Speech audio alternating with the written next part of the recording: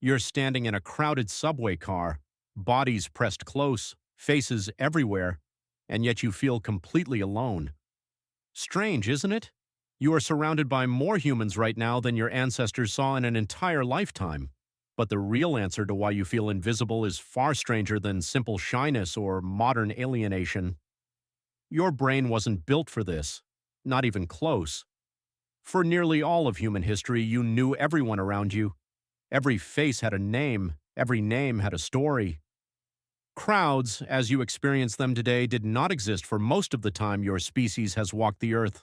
Let's go back. Way back. 200,000 years ago, your ancestors lived in small bands. Anthropologists estimate these groups numbered somewhere between 20 and 50 people. Not strangers, family, allies, people you'd grown up beside. Anthropologist Robin Dunbar studied this pattern across primates and humans alike. He found something remarkable. The size of a primate's social group correlates directly with the size of its neocortex, the part of the brain responsible for complex thought. Bigger brain, bigger circle. But there's a limit. Dunbar calculated that the human brain can only comfortably maintain meaningful relationships with about 150 people. Beyond that, the social bookkeeping breaks down. 150. That's it. That's the ceiling your ancestors evolved to handle. Now think about the world you actually live in. You pass hundreds of strangers on your commute. Thousands more exist within a single mile of your home. Scroll through social media for 5 minutes and you'll glimpse the faces of more people than your entire ancestral village saw in 10 generations. Your brain is trying to process all of it using hardware designed for a Stone Age tribe. So what does it do?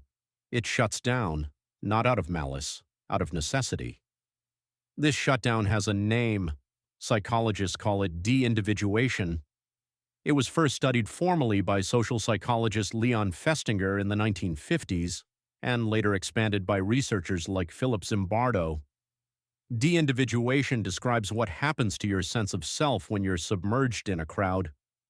Your individual identity fades, you stop feeling like a distinct person with a name and a history.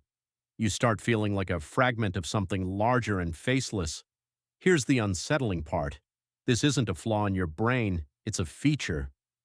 When your ancestors encountered an unfamiliar group of humans, that group represented one of two things: threat or opportunity. Rarely anything in between. There was no time for nuance, no mental bandwidth to wonder about the inner life of a stranger from a rival band. Survival meant fast categorization, friend or foe, in or out, that's all. Fast forward to today, and that same mental shortcut still fires.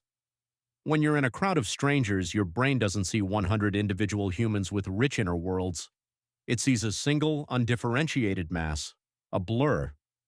Because evaluating each person individually would have been an evolutionary luxury your ancestors couldn't afford. This is why you can stand in a packed elevator and make zero eye contact with anyone. It's why you can sit on a crowded train and feel utterly unseen. Your nervous system isn't malfunctioning. It's doing exactly what it was built to do, filtering out a flood of unfamiliar faces it has no evolutionary script for. But here's where it gets stranger. This same mechanism explains something else. Why do you feel safer in a crowd, even while feeling invisible inside it? Researchers studying something called the bystander effect found a chilling pattern. The more people present during an emergency, the less likely any single person is to help. Psychologists John Darley and Bib Latane documented this phenomenon after the widely reported 1964 murder of Kitty Genovese in New York, where dozens of witnesses reportedly failed to intervene. Darley and Latane discovered that responsibility doesn't multiply with more bystanders, it divides. Each person assumes someone else will act. Why would evolution wire you this way? Because in a small ancestral band there was no diffusion of responsibility. If your tribe member screamed, every single person within earshot knew exactly who was responsible. Everyone. There was no anonymity to hide behind. Your reputation, your survival, your place in the group all depended on visible, accountable action. Strip away that visibility, drop a human into a sea of strangers, and the entire moral calculus changes. Anonymity isn't just a modern privacy concern, it's a psychological loophole your evolutionary programming never anticipated. Think about that for a moment. The same crowd that makes you feel invisible is also quietly reshaping how responsible you feel for the people standing right next to you. There's a deeper layer here, too. Your brain doesn't just categorize crowds as friend or foe, it actively works to protect your sense of identity from dissolving into them. Neuroscientist Matthew Lieberman, who studies the social brain, has shown that human brains process social pain using many of the same neural circuits as physical pain. Feeling excluded, ignored, or anonymous inside a crowd isn't just an abstract discomfort. Your brain registers it the way it would register a minor injury. That hollow feeling on a crowded train isn't poetic exaggeration, it's measurable neural activity. So why does this matter to you, scrolling through your phone right now, sitting somewhere far removed from any ancient savanna? Because every platform you use, every app designed to capture your attention, is built on top of this exact evolutionary glitch. Social media doesn't show you 150 people, it shows you millions. Comment sections become crowds, notifications become a flood of unfamiliar faces demanding judgment in milliseconds. Your Dunbar-shaped brain wasn't built to hold that many relationships, and it never will be. This is why online interactions can feel so strangely hollow even when they're constant. You're not lonely because you lack connection. You're overwhelmed because your ancient social wiring is trying to process a crowd size that dwarfs anything it evolved to handle. It also explains something else, why cruelty seems to multiply online.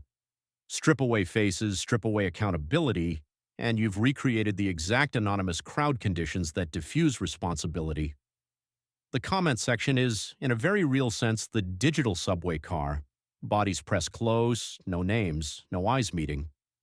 But here's the reframe. This isn't a story about how broken modern life has made you. It's a story about how precisely calibrated your ancestors were and how the world simply outgrew the calibration. Your discomfort in a crowd isn't weakness. It's evidence. Evidence that buried deep in your nervous system, a Stone Age tribe is still keeping watch, still counting faces, still trying to figure out who's family and who's a stranger. So tonight, when you step onto a crowded train and feel that strange, hollow invisibility settle over you, you'll know what's actually happening. It isn't isolation. It's your ancestors doing exactly what kept them alive for 200,000 years in a world they never could have imagined. You're not invisible. You're just standing in a crowd your ancestors never evolved to see.